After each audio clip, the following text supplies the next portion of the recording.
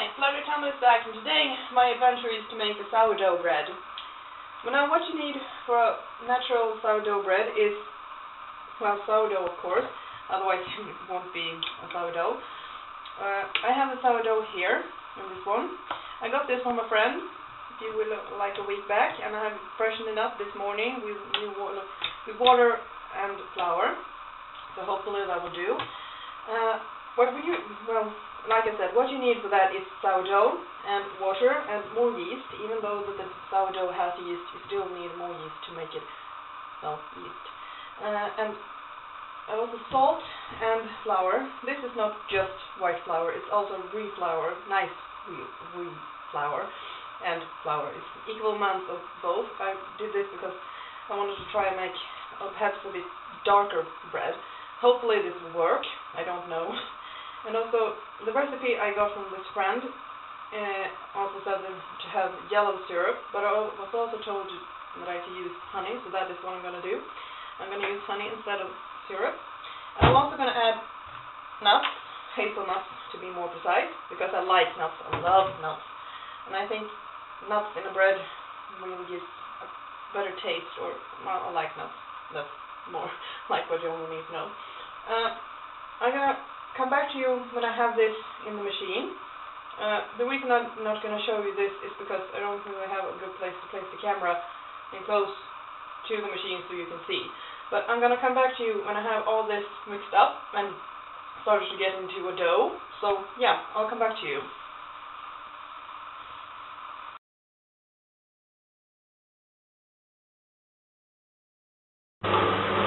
And we're back. The dough is about to just be finished, and when it's finished, I'm gonna let it rest for about 35 to 45 minutes, and then I'm gonna make bread out of it. So I'm gonna finish this up and let it rest, and I'll come back to you when it's time to make the bread. Well, we're back, and this is the dough so far. I think this will be enough for like 4 different kinds of bread, or the same kind, but I'm going to make them in different ways. So I'm going to start with dividing this dough into 4, hopefully, same size. I'm going to start with the first one. Now, when you have sourdough, you don't really work the dough so much. You just form it, or shape it the way you want to have it. So, well, this one could be a long piece of bread. It doesn't have to be more than that. And then, oh, sorry, I was supposed to have flour on that.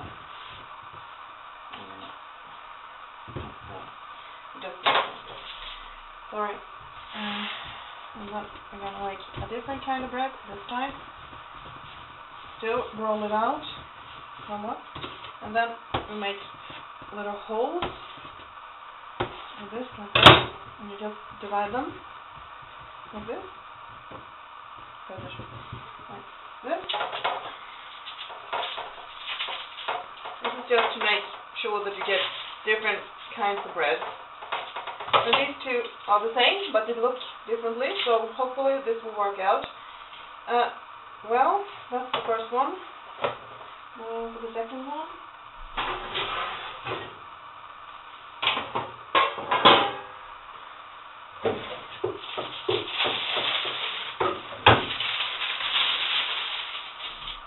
Let's make 2 rounds for that one then.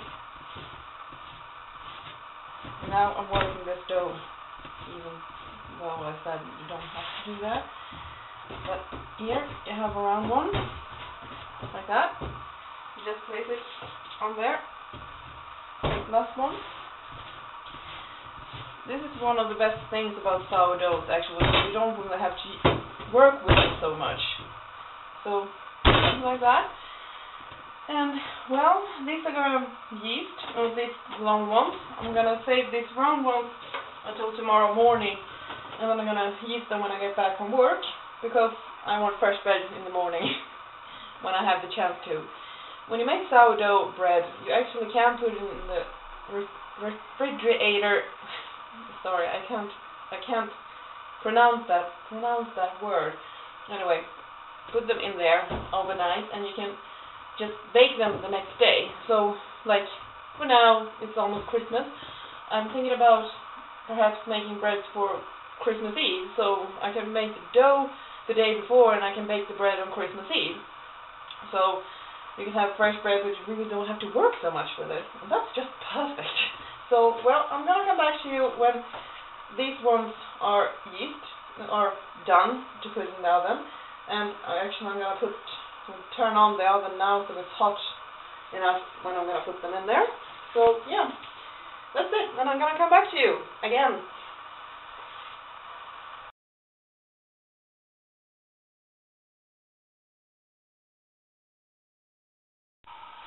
Right now, before putting them into the oven, I'm gonna try to make some